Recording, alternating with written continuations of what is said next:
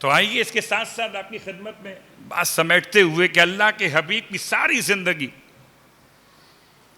फतेह मक्का की बात हो, फतेह मक्का से पहले की बात हो, या फतेह मक्का की बात हो, सारी बातों में एक बात तो वाज़ेह है, अल्लाह के हबीब ऐसे खतीब, ऐसे साहिब कलाम थे कि जुबान आपकी हिलती थी वही खुदा की होती थी। आपका अल्लाहु अकबर, अल्लाहु अकबर, या रसूल अल्लाह, या रसूल अल्लाह, या अली,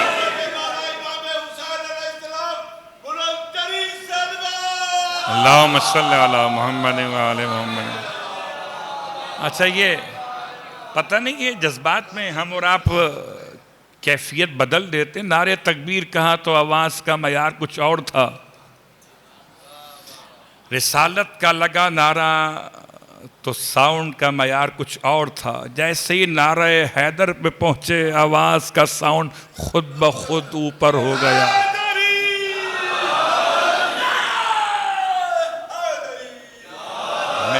मैं और तो कुछ नहीं कह सकता, मैं समझता हूं तकबीर कहकर तवानाई ली कि रिसालत की बात करें। रिसालत से तवानाई मिली तो विलायत की बात की।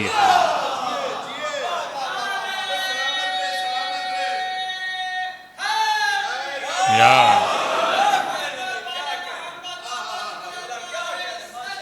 अल्लाहुम्मा सल्ली अला मुहम्मद व आले मुहम्मद। तो ये बात याद रखिए कि नारे तकबीर से तवानाई है रिसालत तक पहुंचाने के लिए, नारे रिसालत से तवानाई है नारे हैदर तक पहुंचाने के लिए, यूं समझ लीजिए। वरना ये भी तो कहा जा सकता है कि अरशद नदीम से पूछिए कि अरशद नदीम ने जब नेज़ा फेंका तो पता नहीं क्या कैफियत है कि जिसका नाम चाहता ले लेता, जिसका नाम चाहता ले लेता। क्या उसे नारे तकबीर नहीं आता था? क्या उसे नारे रिसालत नहीं मालूम था? वो क्यों कहता था नारे हैदरी को या अली? ये नेज़ा फेंकते हुए हो सकता है लोग कहें ये तो एडिटिंग है, उसने तो नाम नहीं लिया था। अच्छा, नाम नहीं लिया था, इनाम तो ले लिया है। नाम नहीं लिया था, इनाम तो ले लिया है। और पाकिस्तान की तारीख में अगर मैदान में देखिए तो निशान हैदर है, यहां अगर है तो इनाम हैदर है। सलवात पढ़े मोहम्मद व आले मोहम्मद पर।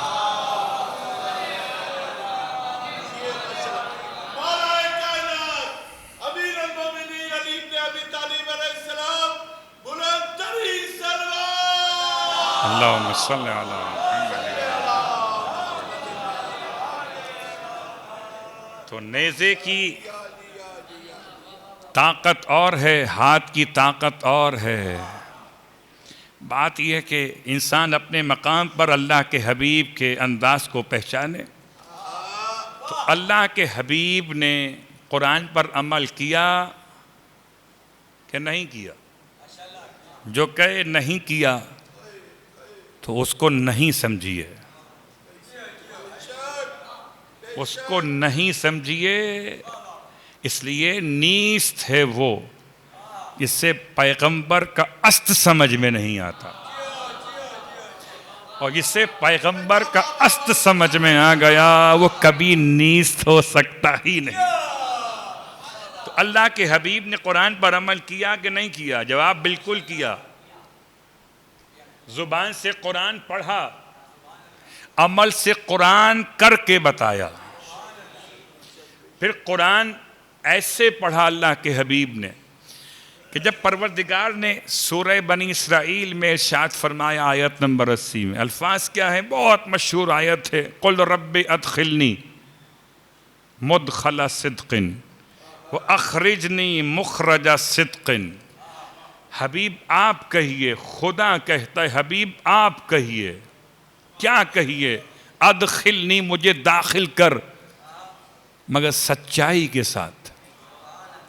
वो अखरिजनी मुखरजा सिद्किन, और मुझे निकाल मगर सच्चाई के साथ। ये कहाँ दाखिल कर और कहाँ निकाल, मक्के की बात है कि मदीने की बात है, मैदान की बात है कि घर की बात है, दुनिया की बात है कि आखिरत की बात है। जहां दाखिला और खारजा हो वहीं की बात है। तब तफसीरें अलग अलग हैं। बास ने लिखा कि ये असलन काबे की बात है कि परवरदिगार मुझे काबे में दाखिल कर सच्चाई के साथ, और काबे से बाहर निकाल सच्चाई के साथ। तो काबे में दाखिल हुए सच्चाई कौन सी थी, बाहर आए तो सच्चाई कौन सी थी? क्या गए थे अबू तालिब के साथ, आए थे अली इब्ने अबी तालिब के साथ? यार अदखिलनी अदखिलनी मुदखला सिद्क।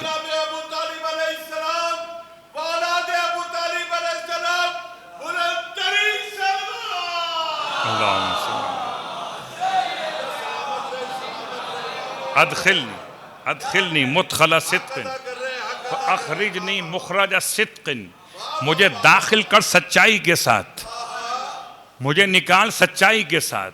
तो अब मक्का हो के मदीना हो, दुनिया हो के आखिरत हो, काबा हो के मस्जिद हो, मैदान हो के घर हो, पैगंबर जब भी आएंगे सच्चाई के साथ आएंगे। पैगंबर जब भी जाएंगे सच्चाई के साथ जाएंगे। न सच्चाई के बगैर आए थे न सच्चाई के बगैर जाएंगे। तो अब याद रखे जमाना, आयत खत्म नहीं हुई। आए क्यों थे? आए सच्चाई के साथ, गए सच्चाई के साथ। आए क्यों थे? वजअल्ली मिन लदुनका सुल्तानन नसीरा। ए परवरदिगार, अल्लाहुम्मा सल्ली अलैहि, ए परवरदिगार वजअल्ली तू बना दे, तू बना दे। कहां से बना दे? मक्के से बना दे नहीं, मदीने से नहीं, असहाब से नहीं, अजवाज से नहीं, ददियाल से नहीं, ननियाल से नहीं, अपने पास से बना दे। अब जिसको एतराज हो वो खुदा के पास पे एतराज कर रहा है। ये खुदा के फेल और है, खुदा का पास और है। अपने पास से वजअल्ली मिल्लदुन का। अगर मिल्लदुन पे चले गए तो बात घंटे में निकल जाएगी, इसलिए तर्जुमे की हद तक रोक रहा हूं। वजअल्ली करार दे मेरे लिए, तू करार दे मेरे लिए। अगर अल्लाह काफी है तो क्यों फरमा रहे थे? अल्लाह फरमाता कि मुझसे कि तुम कहो। क्या कहो? कि तू अपने पास से मुझे क्या दे? मदद नहीं, मददगार।